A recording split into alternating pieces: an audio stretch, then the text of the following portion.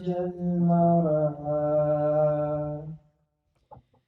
فجعله غثاء أحوى سنقرئك فلا تنسى إلا ما شاء الله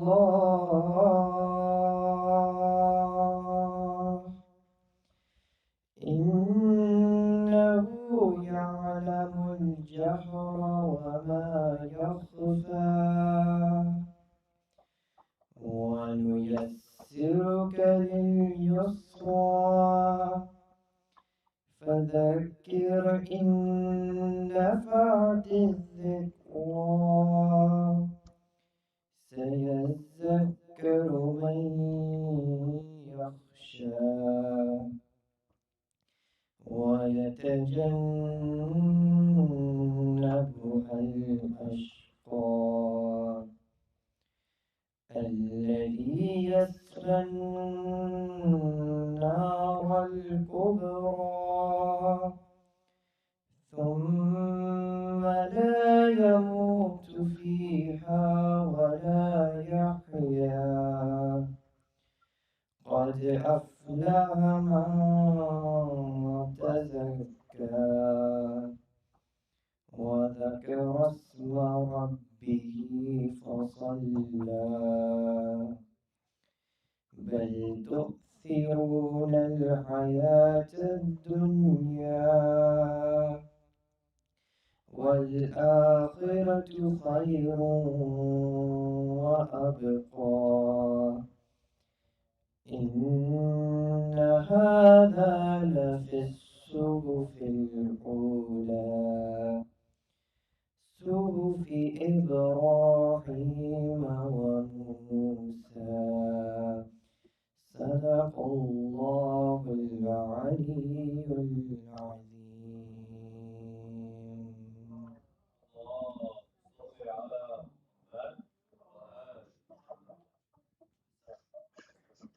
Please stand and allow salawat for Brother Hassan.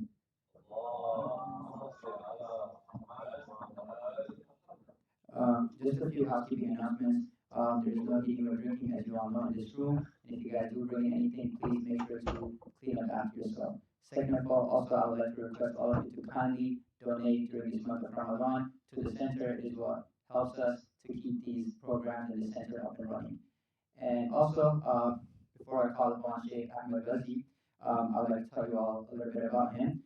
Sheikh Ahmad was born and raised in Windsor, Ontario. He began his post studies in Imam Hussein Foundation in Windsor right after high school. He then graduated with an advanced diploma in engineering. From there, he moved to Najaf 5 years ago and is currently studying there in the Holy Seminary of Najaf. Now, without further ado, I would like to call upon Sheikh Ahmad to deliver today's lecture. Please welcome him with 3 loud salawats.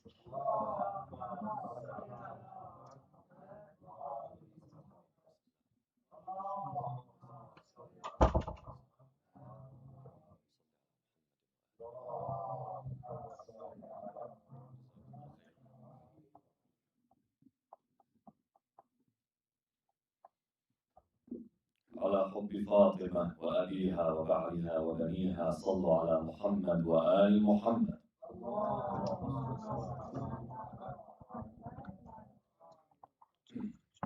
For the love of Amir al-Mu'mineen alayhi salam, let's have another loud salawat ala Muhammad wa Ali Muhammad.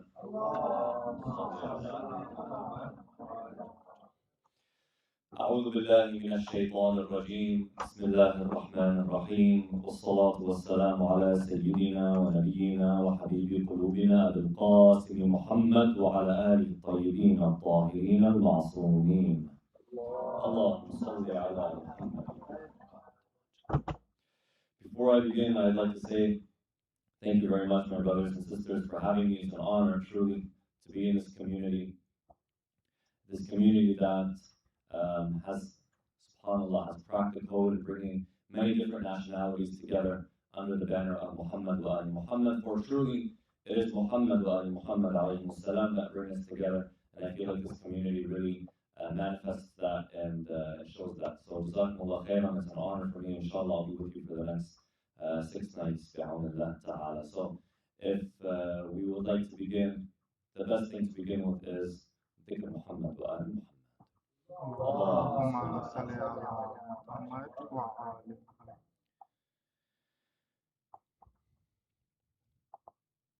The Shias, my brothers and sisters, throughout time have always been attacked when it comes to their beliefs. And specifically when it comes to their relationship with Ahlul Bayt alayhimus salam. And where they put Ahlul Bayt alayhimus salam and the lofty position that they hold Ahlul Bayt alayhimus salam, and the relationship that we believe Ahlul Bayt alayhimus salam have with Allah subhanahu wa ta'ala, and ultimately our relationship with Ahlul Bayt themselves. And so you find, my brothers and sisters, that this relationship is constantly under attack. For if you want to destroy the movement, cut the followers off from the leaders.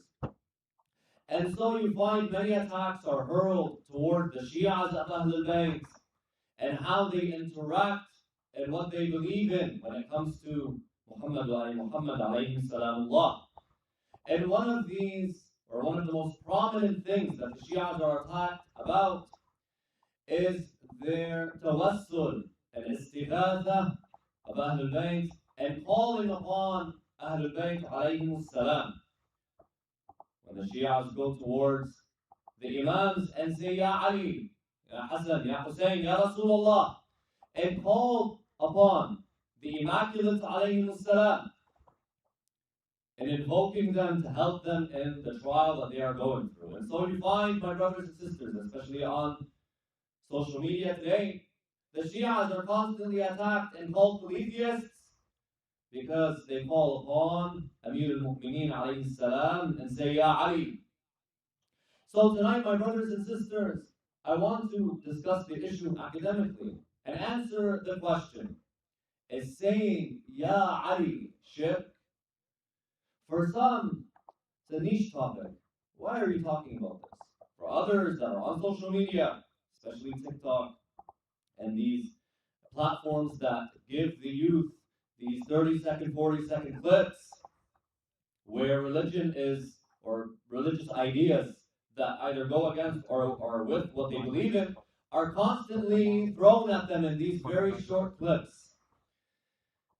These short clips, my brothers and sisters, many times contain what we call shubuhat, questions such as this, provocative questions that make you think and put you on the defense right away.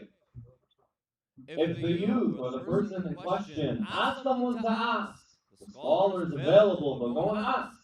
But many times our youth don't have someone to ask, and so they fall into the trap, and they begin to question their religion and their faith. And you're finding a lot, my brothers and sisters, that youth are either turning away from religion altogether or turning away from the path of Ahlul Bayt alayhi salam because of questions such as these. And before we begin to answer the question, something very clear, or something very important rather, has to become clear. Is that our religion is not taken from 30-second and 40-second clips. Our religion is very, very deep. And our ulama, the scholars of Ahlul Bayt, and Ahlul Bayt alayhimus salam, gave their lives to understanding this religion and presenting the religion to the people in a logical manner. And so, trying to understand the religion in 30-second, 40-second clips is a service to the religion altogether. And so, my brothers and sisters, we want to answer this question. Divisive question. Divisive question. We want to answer it in the Hawzawi method. When the scholar in Najaf comes to look at the issue in question, is Ya Ali Sheikh saying Ya Ali Sheikh, how does he or she, the scholar, when we become scholars as well, how do they look at this issue, and how do they discuss it, and how do they think about it? So tonight, my brothers and sisters, we're going to answer the question, but I'm going to give you, as I say, sneak peek or behind the scenes as to how our ulama discuss and analyze these issues when it comes to our beliefs, and how do they answer such questions. So inshallah, we're going to answer the question together, step by step, in a logical fashion, as these questions are supposed to be answered. Inshallah, we will do that with Allah's salawat ala Muhammad wa ali.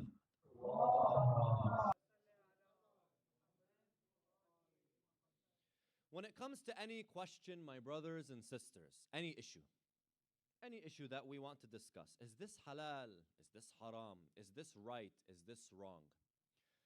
Before we come to pass judgment on the issue in question, yes, no, good, bad, we're passing judgment.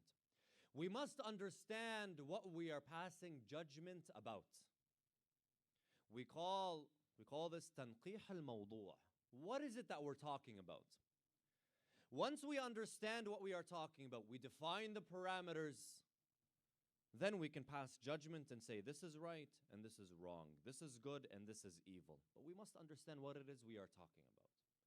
And when it comes to issues such as this, defining the parameters, my brothers and sisters, has to be the first step, because if you don't define the parameters and where you're talking, things get lost, murky, and not realistically logical. The logical sequence is not there. And so when we come to saying, or this issue of Ya is saying Ya Ali shirk, the question is saying Ya Ali shirk, we have to define our parameters. What are we talking about? Well, saying Ya Ali, just Ya Ali, in itself is not the issue in question, because I can say Ya Ali, Ya Hassan, Ya Hussein, Ya Baba, Ya Mama. I can use other words, but the question is still applied to these words themselves. So I need to begin by asking, what does shirk mean? Once I've defined what shirk means, polytheism, what does it mean to worship other than God? What does worship mean? Once I've defined what these words mean, then I can apply it to, is saying Ya Ali shirk or not? So the logical method when it comes to issues such as this, define your parameters. Once you've defined your parameters, you define the words that you're using. Now we come to apply them. Does shirk apply to Ya Ali, saying Ya Ali, or saying Ya Hassan, saying Ya Hussein, visiting the graves, or not? This is the logical sequence in which we will come to an answer, inshaAllah ta'ala. And so, we begin by asking this simple question. Wa alaikum assalam wa rahmatullah. What does it mean to worship? What does worship mean? Once I define what worship means, then I will understand what worshipping other than God means, which is essentially polytheism, shirk. When we come to the ulama, my brothers and sisters, the Muslim ulama, whether Shia or Sunni, we find that they have differed within themselves on the meaning of worship. When you go to the Sunni ulama, mukhalifin, our brothers and sisters from the other side, you ask them, O scholars from the other side, what do you define worship as? You will find many definitions. But if you go to the prominent scholars, for example, Ibn Baz, which is one of the prominent Sunni scholars, Salafi scholars, and you probably have seen a picture of him. He's a contemporary, you can call him a contemporary scholar. I think he passed away maybe 10, 15 years ago. But a very prominent Sunni scholar, Ibn Baz, Salafi scholar. He comes and defines it in such a way, and we will get to it. You come to Az-Zamakhshari, which is also a very, very prominent Sunni scholar, lived, I don't know, maybe 500, 600 years ago, but up until today, his work is studied. He defines it in another way. And then you come to the Shias, and you will see how we define what worship means. So we're going to look at these definitions and see, do they make sense? Does it work? Does it apply? Does it not? And we're going to look at them together.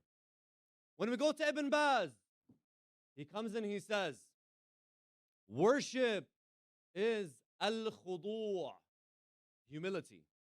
Any show of humility from one person to another, from an individual towards an object, is considered worship, according to Ibn Baz. Any show of humility, that's considered worship. Now let's analyze me and you. When we analyze the meaning of worship that we have in our minds, and we come and compare it to the meaning of humility in our minds, we find that there's a vast difference between the two. Number one, if worship was showing humility, then human beings would be programmed to be polytheists by God Himself. Because it's only natural that human beings show humility and some element of submission and be humble in front of material and spiritual perfections. Any show of spiritual perfection, material perfection, we show humility towards that thing, and it's only natural for us to do so. And I'll give you an example. Let's say we are in Mu'assasat Sayyid Al-Khoei, yes? We've seen Sayyid Al-Khoei's pictures. Let's say Allah subhanahu wa ta'ala brings back Sayyid Al-Khoei right now. He walks through the door. What will you feel in your heart? Immense respect. Immense respect. Feel the majesty of such a scholar walking into the room. And he will show him humility by standing up and maybe even bowing out of respect for this grand scholar without even thinking about it. It's something programmed in your mind. We are programmed to show humility towards spiritual perfections and even material perfections. Even material perfections, my brothers and sisters. More so, if you go to the Quran and you want to define humility as worship or worship as humility, then Allah subhanahu wa ta'ala commands us to be polytheists. Allah subhanahu wa ta'ala in the Holy Quran, what does He say? He says, وَاخْفِضْ لَهُمَا جَنَاحَ الذُّلِّ مِنَ الرَّحْمَةِ وَقُلْ رَبِّ ارْحَمْهُمَا كَمَا رَبَّيَانِي صَغِيرًا. And speaking about the parents, what does He say? He says, and bend the wing of humility towards your parents. And ask Allah subhanahu wa ta'ala to have mercy on them, just as they showed you mercy when you were young.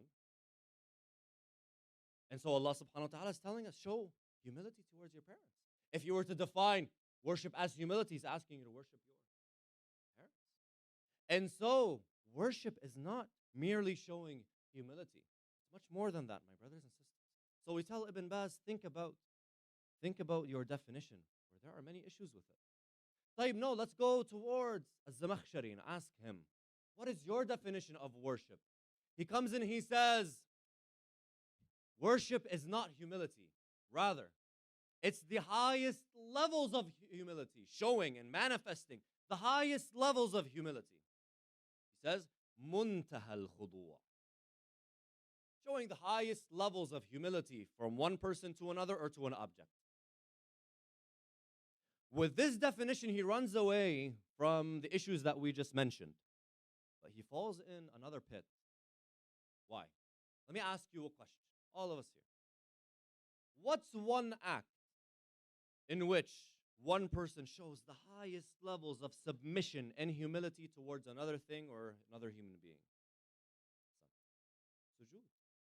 Where the highest parts of your body, what defines you, defines you and gives you your individuality, is put on the ground, where now I can differentiate you from you.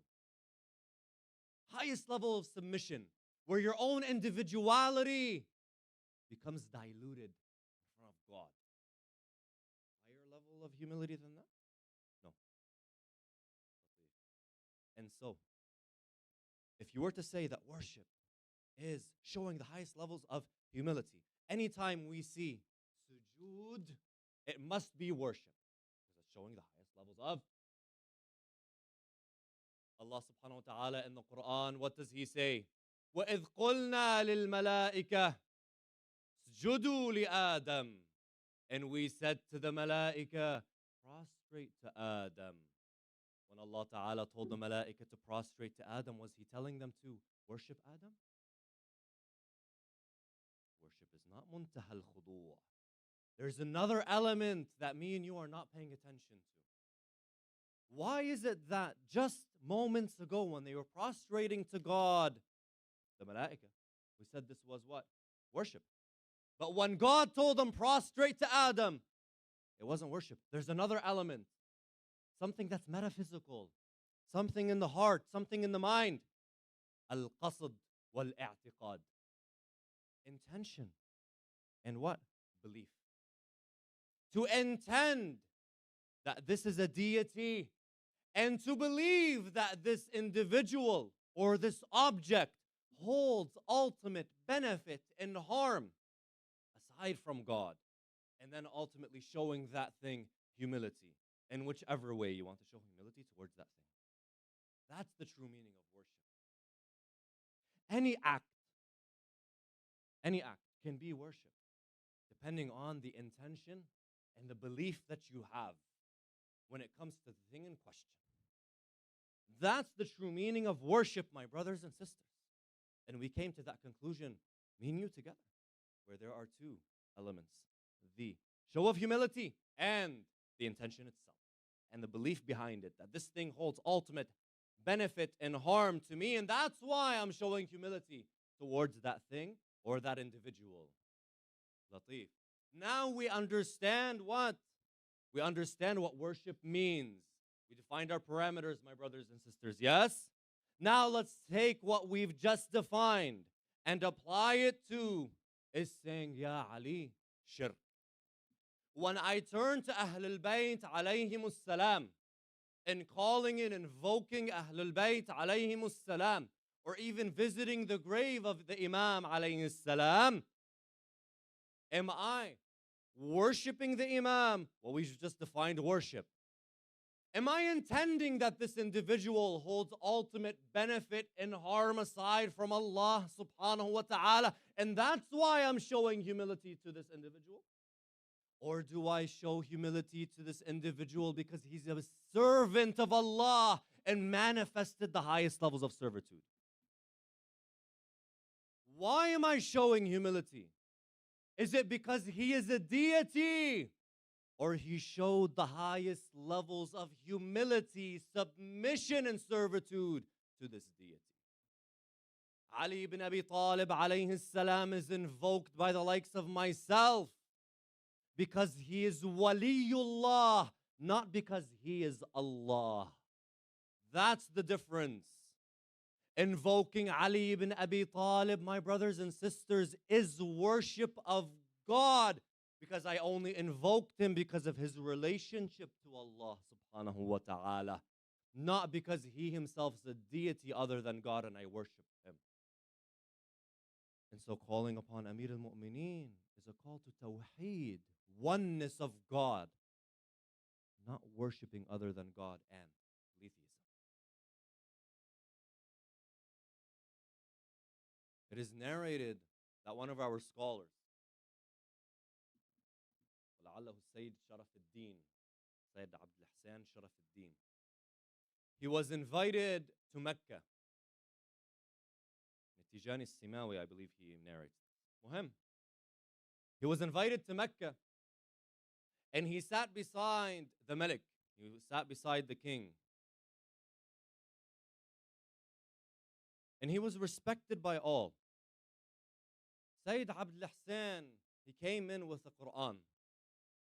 And the Quran had a leather cover. He sat beside the Malik, and it's only customary that if you sit beside the king, you give him a gift, yes? Or you come to see the king, you give him a gift. So our ulama, they don't hoard silver or gold. They hold books. So he came in with the Quran. And he gave it to the Malik beside him, to the king of Saudi Arabia beside him. And so the king took the book and kissed it and put it on his head like we do, and told the Sayyid, thank you. Jazakumullah khairan.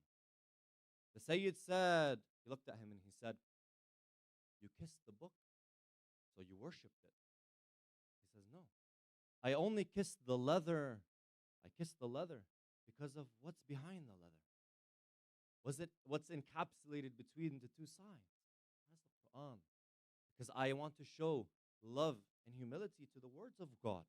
And so he said to him, Sayyid said to him, when we go to the qubur, when we go to the graves, and we invoke Ahlul Bayt alayhimus salam, we don't do such a thing because we worship them. We don't worship the grave itself or the stone or the cage or the gold. No. We are because of what's inside the grave. Because of who is inside the grave. Because this individual is the servant of God and not a deity himself. And if Allah subhanahu wa ta'ala has given this individual, whoever it may be, whether they're dead or alive, has given them the ability to help, has given them the ability to aid, then who am I to say no? Who am I to say no? That's why you find in our books, my brothers and sisters, books of dua, books of ziyarat, you find that the Imams alayhimus salam have told us in these certain a'mal, call upon Ahlul Bayt alayhimus salam. Ya Fatima aghithini. In a salat, bil istighatha bil zahra, a special salat in which during the salat or after the salat, you invoke Sayyid al-Zahra and ask her for help. In another ziyarat Sayyidah Fatima al-Ma'suma that is buried where? Iran. You say, Ya Fatima shfa'ili fil jannah. Oh Fatima, you have a lofty position in the eyes of God. And so intercede for me in Jannah. You are in Jannah now, or you will be in Jannah. Intercede for me with Allah subhanahu wa ta'ala. Similarly, the dua that we've been reading in the last 4 or 5 days, Ilahi azum al-bala wa barah al-khafa. Say, Ya Muhammad, Ya Ali, Ya Ali, Ya Muhammad. So this is not a mere theoretical issue. We find it in our books, my brothers and sisters. And our forefathers, this is how they acted towards Ahlul Bayt alayhim salam, and the ulama, the scholars didn't stop them. So it's not merely theoretical, no. It's practical, my brothers and sisters. And allows us to develop the relationship with the Imam of the time, alayhi salamullah, and the Imams before him. You might come and tell me, but Ahmad, there's a problem. When we read the Quran, we have some ayat that seem to tell us to only call upon God. The ayah in the Quran, Allah subhanahu wa ta'ala says, and do not call upon what does not help you, what cannot benefit you, and what cannot harm you. Ayah in the Quran. So God is telling us, don't call upon except God. We answer, if this was mutlaq, what does mutlaq mean? In every single circumstance, that the meaning of don't call upon God is the literal, or don't call upon anything other than God is the literal meaning, then me calling my brother, me calling my mother, me calling upon my father, me calling upon the mu'min for help is polytheism. Problem. The meaning of call here, if it was to be literal and not metaphorical, then these natural relationships that we have with each other are problematic. The meaning of call here is metaphorical to mean something else. And an ayah, another ayah in the Quran, tells us exactly what the word call here means. Where Allah subhanahu wa ta'ala says, those who call upon a deity other than Allah subhanahu wa ta'ala. And so calling upon in this ayah, what does it mean? To worship. And that's why he says, call upon something that does not benefit and harm you. Which goes back to the definition that we just mentioned, where a person shows humility with the intention and the belief that this thing or individual has the ability to harm and benefit aside from Allah subhanahu wa ta'ala. This ayah does not go against what we're talking about and what we believe. Rather, it is within and in line with what we are claiming worship to be. And so us invoking Ahlul Bayt alayhim salam, my brothers and sisters, is not problematic. Rather, it is tawheed. And that's why, Wallahu al-alim, the hadith says, ذِكْرُ عَلِيٍّ عِبَادَةً. The remembrance of Amir al-Mu'mineen is worship to Ali, worship of Allah subhanahu wa ta'ala. Because we only have dhikr, we only remember Amir al-Mu'mineen for his relationship with God. And he's the one that takes us to Allah subhanahu wa ta'ala ultimately. And here, after we've answered the question, we gave it more than it needs. I advise my brothers and my sisters with something. When it comes to your aqeedah, what you believe in, go to the scholar. Ask the scholar. You guys have scholars here. You're not in the middle of nowhere where there's no ulama and no scholars. You have scholars. Ask them. Don't take your religion from the internet and from these 5-second videos, 10-second videos, however long they are now. Don't take your religion from videos online here and there or self-study, as people try to say. No. Ask the scholar. Have a relationship with the scholar. As a student in the hawza, I can tell you, when someone asks me a question, myself, I'm ecstatic, not annoyed, because now I can apply what I'm learning, number one. Number two, I can give back to the community that helped raise me and helped me become who I am. The scholar, the true scholar, will never be annoyed by your question. Wa alaikum assalam. The true scholar wants to give. Have a connection with the scholar. The scholar has to be on speed dial. My brothers and sisters, Allah subhanahu wa ta'ala gave us these for a reason. Utilize them. The scholar has to be on speed dial. I'm not sure if the scholar here allows you to call him or not. I'm sure he does, inshallah ta'ala. There's a WhatsApp group, wherever. This is for everyone. And whoever's listening at home. Have the scholar on speed dial. Ask. Number one. Number two, be diligent with your religion and learning what you believe in and learning what is halal, what is haram. For a person that does not know what the religion says, does not know what the religion preaches when it comes to what is halal, what is haram, the practical elements of religion, and the beliefs, the ideological elements of religion. A person that does not know where they stand, number one, doesn't know who they are, doesn't know what they identify with, number one. Number two, the more they think they're doing good, the more they're going astray. Because they don't know what they're applying. And if you want to build a community on Islamic principles, then the individuals of that community need to know what is Islamic and what is not. وَلَا يُغَيِّرُ اللَّهُ مَا بِقَوْمٍ حَتَّى يُغَيِّرُوا مَا بِأَنفُسِهِمْ. God does not change a community and build a community except once they begin to change themselves. And so, my brothers and sisters, if there is programs in this mosque, number one, attend. Number two, ask for more. Ask for Islamic studies, not Hawza studies. We're not here to become Hawza scholars and become, no. That's for Najaf. That's for Qum. That's for the ulama. No, but I need to know what's halal, what's haram. I need to know what I believe in. It's wajib. It's obligatory, mandatory, like salat and saum, to know what your ahkam are. Ask the individuals at your mosques, wherever they may be, the scholars at your mosques, to hold classes and attend those classes, my brothers and sisters, and become knowledgeable individuals in your religion. And not just you have things, snippets here and there, my brothers and sisters. That will, number one, bring up the level of the community. Number two, give the next generation a strong hold in the face of those that are trying to stray them away. أقول قولي هذا وأستغفر الله لي ولكم. I ask Allah Ta'ala to accept our amal, to accept our salat, to accept our fasting, to accept all of the amal that we do for Him in this month and the months to come, inshallah, to make us steadfast on the path of Muhammad wa ali Muhammad alayhim salam Allah.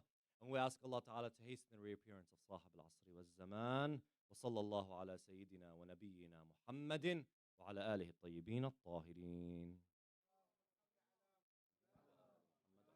Let's recite Surah Al-Fatiha للمؤمنين والمؤمنات والعلماء المراجع الكرام والشهداء. Before it, aloud salawat ala Muhammad wa ali Muhammad.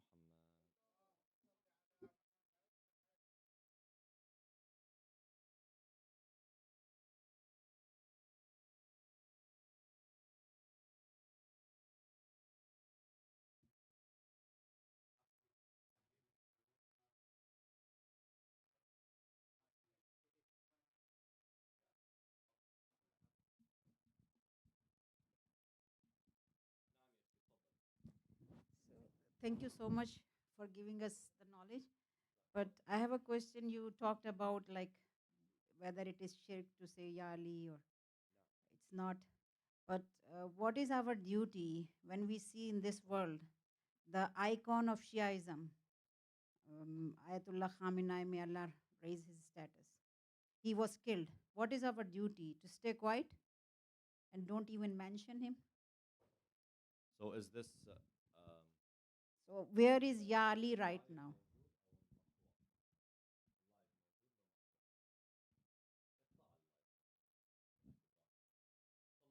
Muhammad wa ali Muhammad.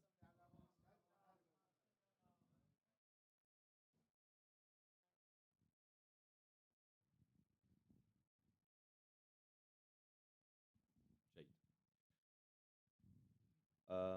I understand your question, sister, and I understand your concern. I'm not sure if I'm